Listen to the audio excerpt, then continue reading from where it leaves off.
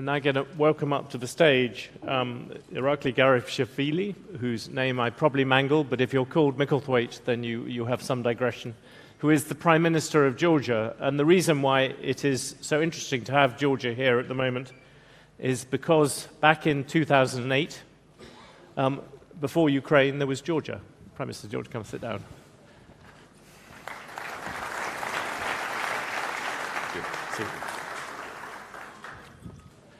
Prime Minister, thank you very much. As I was saying, Georgia is in an unusually interesting position at the moment.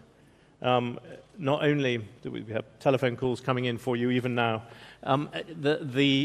Georgia's in an incredibly interesting position, partly because of what has happened with Ukraine and Russia, what happened to you back in 2008, because back in 2008, Georgia was invaded as well. But also this week, we have the European Union deciding what to do about Georgia in terms of its membership. Can we begin first with Russia? It's a really kind of very simple yes-no question. Where does Georgia fully support Ukraine in its fight against Vladimir Putin? I ask that because the public in Georgia, its support for the Ukrainian people is very visible, but the government's approach has been a little bit more nuanced. Perhaps you'd like to make that clear.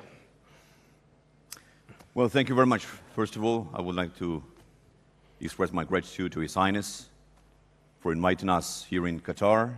This is my first time in this beautiful country, and I want to thank you again. It is a great opportunity to speak about the challenges that we all face. It is indeed a different world. It is in a different world.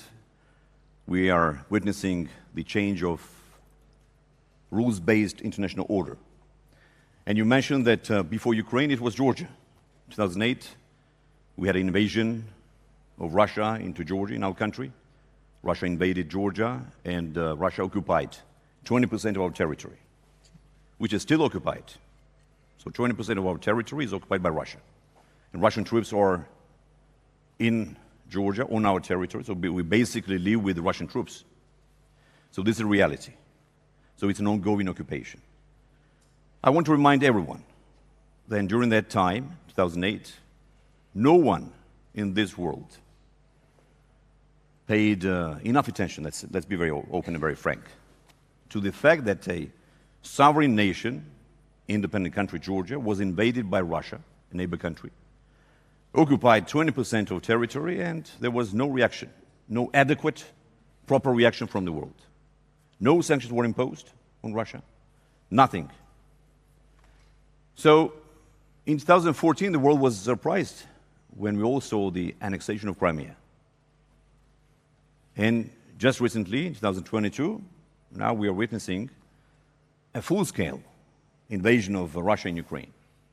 So to answer your question where Georgia stands in this situation, you can understand that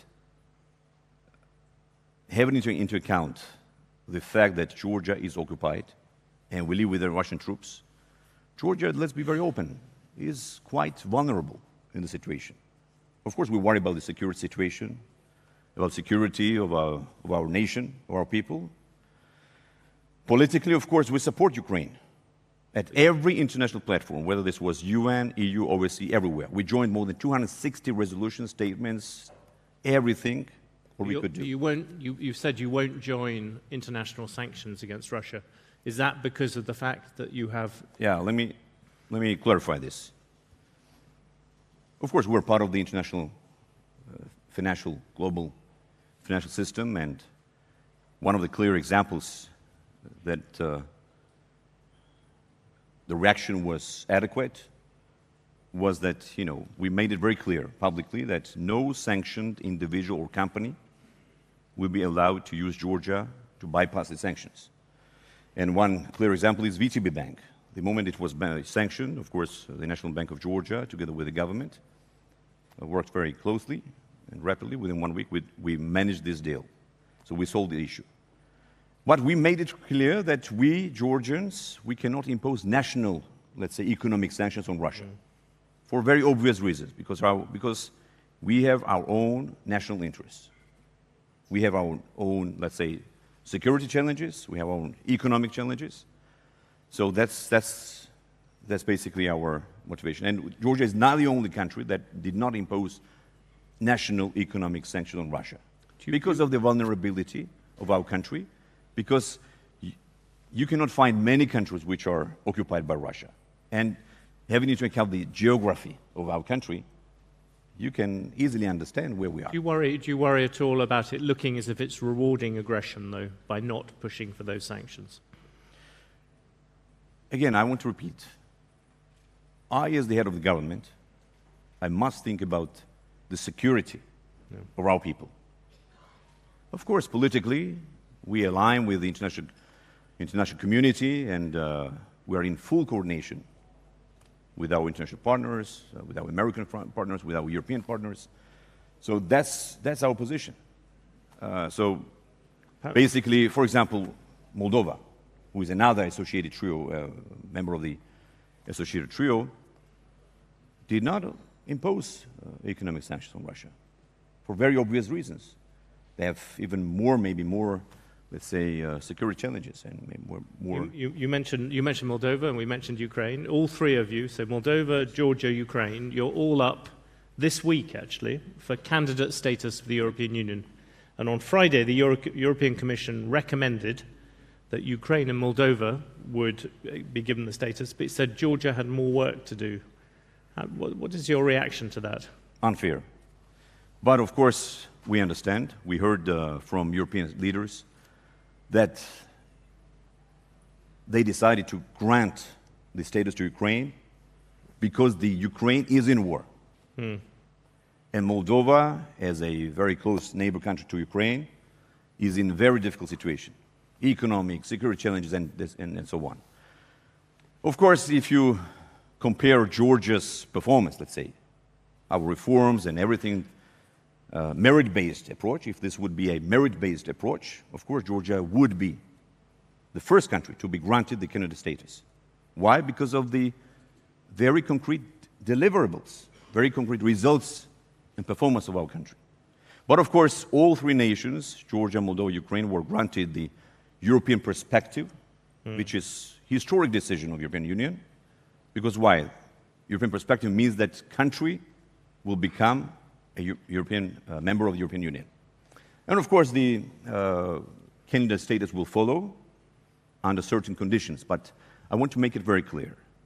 Conditions were put on all three nations, and which is a very normal, let's say, practice to other countries which were associated, and then later candidate countries. But you think the European Union is being unfair on Georgia?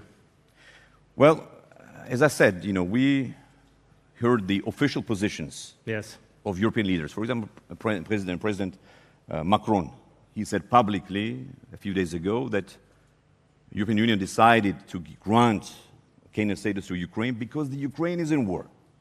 But so it's kind of a encouragement, let's say so, right? As a bonus, I would say so. And what about NATO? I mean, most of your population seems to be keen on, but are you committed to joining NATO? Well, more than 80% of our nation support Euro-Atlantic integration. And we, our party and our government, did everything we could since we came to power in 2012.